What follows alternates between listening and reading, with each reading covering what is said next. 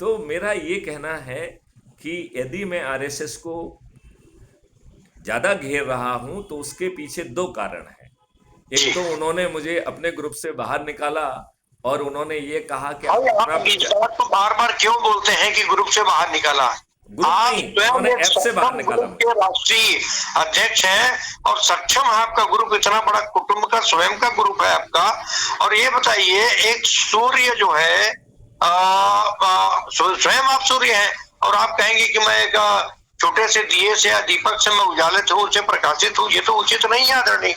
आप जब राष्ट्रीय स्वयंसेवक संघ, राष्ट्रीय हिंदू स्वयंसेवक संघ, जितने भी हिंदू सनातन संस्कृति से संबंधित संगठन हैं, अभी तो नीति आयोग में लगभग मैं तो नहीं समझ सकता आंकड़ों को, 5,000 से अधिक हिंदू संगठन रजिस्टर्ड है। अभी परिस्थितियां अनुकूल है, प्रतिकूल नहीं है, मैं इसको बार बार बोल रहा हूँ। उस समय परिस्थितियां प्रतिकूल थी आदरणीय, आज अनुकूल है और आपका इस अनुकूल समय में लोहे का चोट मारना बिल्कुल सत्य है। और एक निष्ठा पूर्वक हम अपने कार्यों को, कर्तव्यों का निर्वहन करें। तो हम चाहते हैं, मेरा ये कहना है कि मेरा ये मानना है कि उद्देश्यों की एकता होनी चाहिए।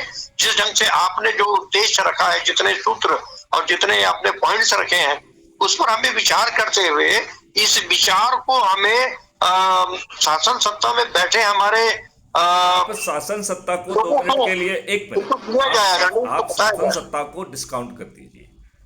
नहीं, डिस्काउंट कैसे करेंगे आप नहीं, उनसे? मैं ये अभी आपको बता रहा राष्ट्र हूं, जो आप इतने संचालित है आदरणीय। आप एक मिनट, आप इतने आसानी से डिस्काउंट कर सकते हो क्योंकि हम हर रविवार को इकट्ठा होकर यदि अच्छे भारत का संकल्प लेंगे तो चंद दिनों में हम 100 करोड़ होंगे।